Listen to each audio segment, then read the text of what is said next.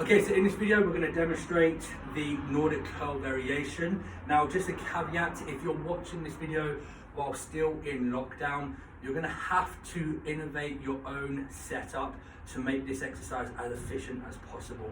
So in terms of creating an anchor point, you're going to have to look around wherever it is that you're training at the moment, whether that's the living room, bedroom, in the garden, or like myself in the garage. Have a look around you and see what you can use to place around your Achilles heels to anchor yourself in place. Now in this video I'm going to demonstrate what I'm doing, and hopefully that can give you some kind of like ideas of how you could potentially create your own anchor point. So I'm very fortunate that I have this piece of machine here and I've got this set up. Now, if you're watching this video and you use this garage, then you can emulate this setup that I put in place. So to break it down, we've got the plate at the back here, which you can't see. That essentially is just going to create a nice level surface. And then on top of those plates, we've got a heel wedge, which you can probably just about see here. And then on top of that, I've got a pad.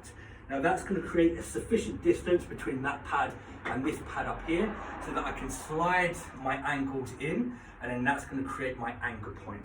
And then just in front, I'm using this pad here, and essentially that's just going to be positioned underneath my knees to create some kind of cushion and protection so that it's not uncomfortable as opposed to just resting on the concrete floor.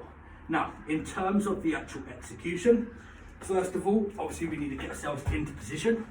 So like I said, we're gonna create that anchor point through the Achilles heels. So I'm in there nice. And then essentially what we're trying to emphasize with this variation is the eccentric portion of the movement. So the eccentric refers to the lengthening of a muscle. Concentric, if you think about it, contract is the contraction range of that muscle. So with the hamstrings, when we're going through knee extension and hip extension, we are essentially lengthening the hamstrings. And then when we're coming back up through knee flexion, that's when we're going to create the shortening of that hamstring. Now there are other ways that we can further increase the shortening of the hamstrings, but that's all you need to focus on.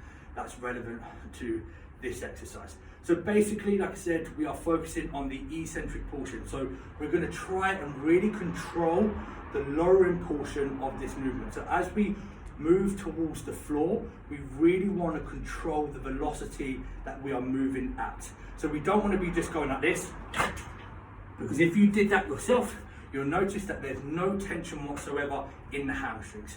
So with that anchor point, you want to drive your Achilles heels up into it. By doing that already, you're going to feel a contraction in the hamstrings, because obviously you are going through knee flexion, and like I said, that's the contraction and shortening of the hamstrings. That is going to create that internal cue. Then as you're lowering yourself down, you really want to control the velocity. So from here, we're just going to control, and then drop. So when you get to that point, when you can no longer control, you're just going to let go of that contraction, use your hands to stop you from obviously crashing into the floor. You're going to push yourself back up into this position and then repeat that repetition. So like again, just my pad has come off. So just a couple more reps to demonstrate. So from here, control, drop, push yourself back up, repeat again, control, and then push yourself back up.